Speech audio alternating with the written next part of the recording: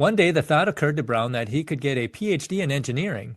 He didn't care about the degree or the prestige, but the subject matter fascinated him.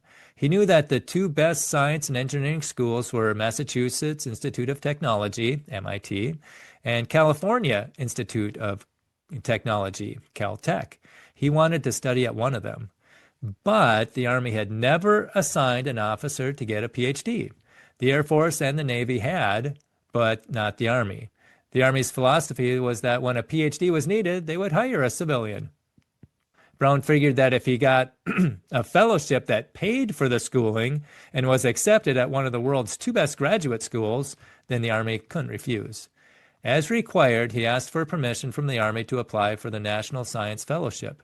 This fellowship, while not as prestigious as the Rhodes Scholarship, was far more valuable financially. This was such a new idea for the Army, an officer asking to get a PhD using a National Science Fellowship, that they sent out a high-ranking official from the Pentagon to interview Brown. This official liked the idea and decided to approve. So Brown applied and scored in the 99.9 percentile in the quantitative part of the National Science Fellowship test.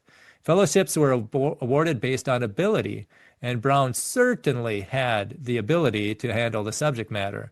Meanwhile, both MIT and Caltech had accepted him. Brown picked MIT because he thought it was the best science and engineering school in the world. MIT. The Army gave the final permission, and the Browns moved to Boston so that Brown could study at MIT. They arrived with 2 children. 2 years later, another baby was born. He finished his PhD in record time, 2 1/4